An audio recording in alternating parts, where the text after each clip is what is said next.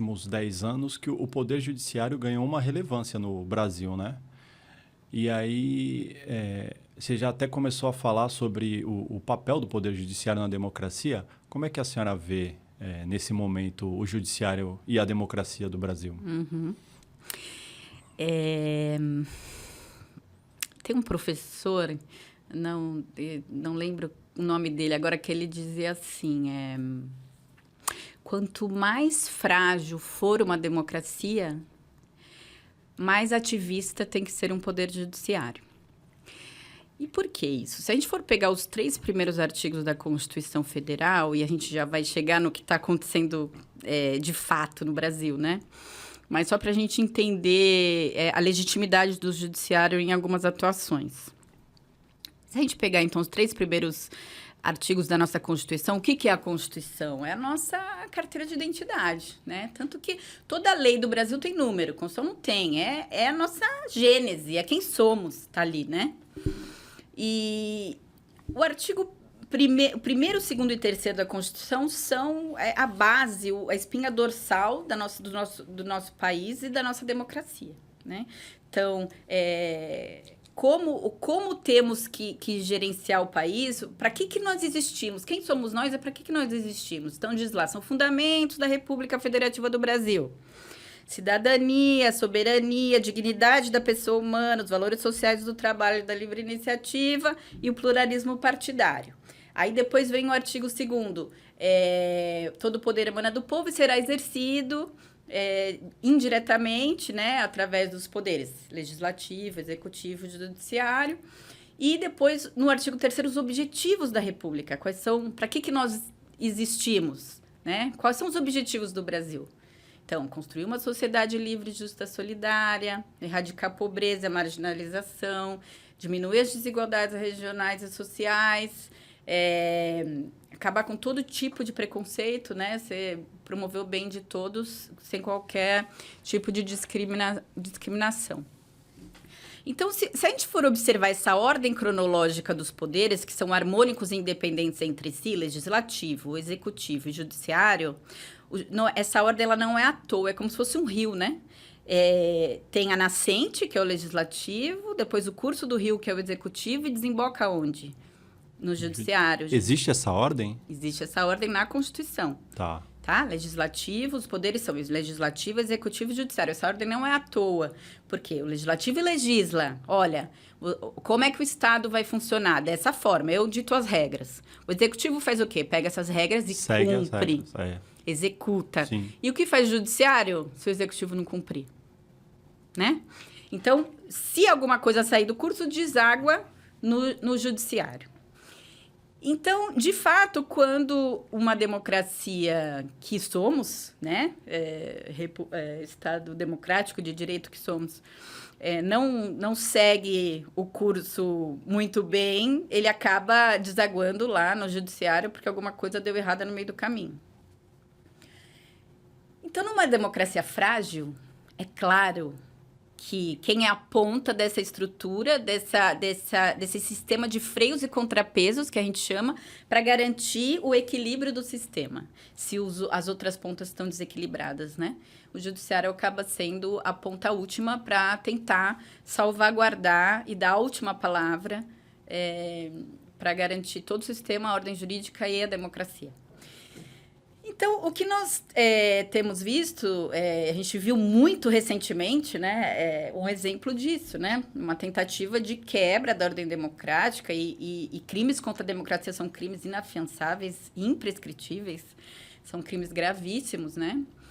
E o Supremo Tribunal Federal teve uma atuação muito contundente para segurar a democracia do país.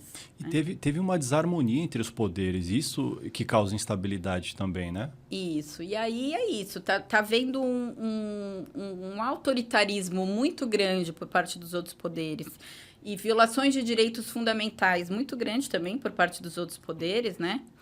E o judiciário, como está tentando fazer frente a isso, os outros poderes estão se sentindo, de alguma forma, desafiados, né? Sim. Então, é isso. Isso tudo começa lá, né, em 2016, né? Sim. Porque, de fato, quando a coisa começa a desequilibrar, aí Tudo foi estourar no STF, é né? como se fosse uma teia, como todo sistema é, né? Uma teia. Quando você abala uma dos fios, toda a estrutura se abala. E aí vai causando uma onda de desestabilização. E aí, quando o Bolsonaro entra e todas as políticas públicas são absurdamente,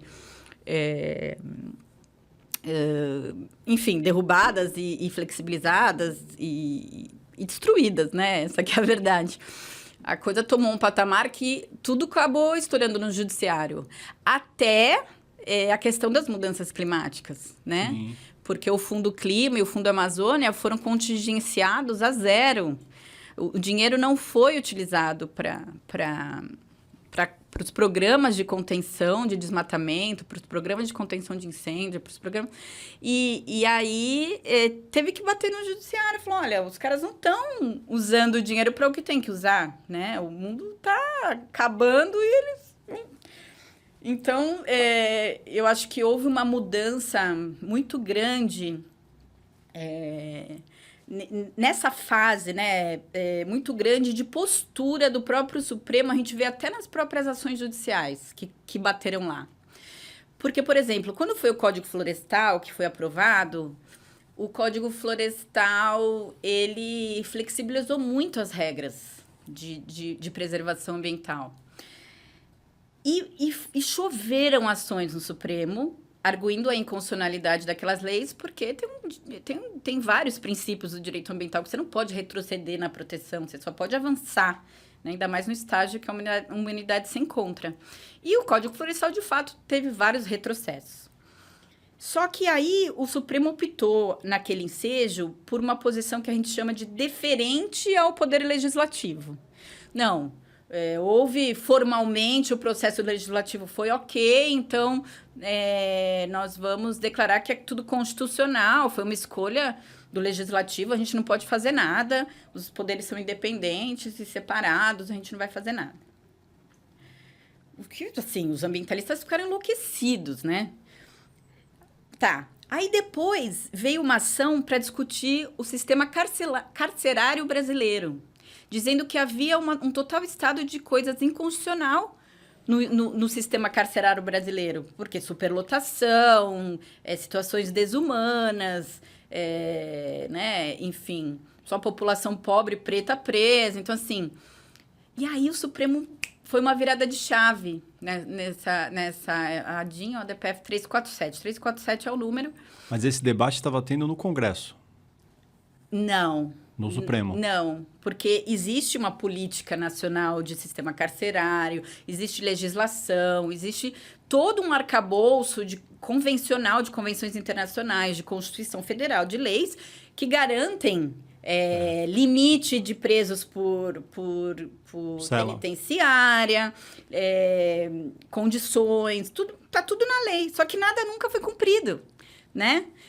Nada nunca foi cumprido. Então, o legislativo até que legislou, o executivo não cumpriu, e aí veio essa ação, a 347, e aí o judiciário, ele até que enfim, ele diz assim, peraí, o judiciário não vai intervir nos outros poderes desde que os direitos humanos estejam sendo minimamente observados. Porque políticas públicas e direitos fundamentais, eles não são só políticos, eles são jurídicos. Porque se está previsto na Constituição, está previsto na lei... Interessante. Eles são obrigatórios, né? Então, aí o Supremo declarou o estado inconstitucional de coisas com relação ao sistema carcerário e deu ordens ao Executivo para resolver várias questões do sistema carcerário. E aí veio a DPF 708, que foi uma outra revolução, que é a do Fundo Clima. Então, o governo Bolsonaro não cumpriu o Fundo Clima, contingenciou, eram bilhões que tinham que ser aplicados, ele não botou um centavo para a finalidade do programa e do fundo.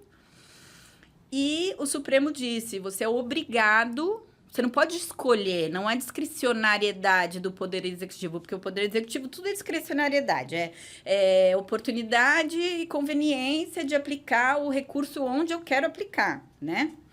Então, não é assim. Quando a gente está falando de direitos fundamentais, há uma vinculação do Executivo em cumprir os objetivos da Constituição, de cumprir os objetivos de uma convenção internacional, né? Então, o Supremo falou, não, você vai aplicar esse dinheiro e deu uma ordem para o Executivo fazer aquilo que ele tem que fazer. O básico, Como né? dizia o Nelson Rodrigues, tem coisas que às vezes a gente tem que falar o óbvio, né? Então, o Judiciário, infelizmente, ele tem vindo dizendo óbvio diante de tanto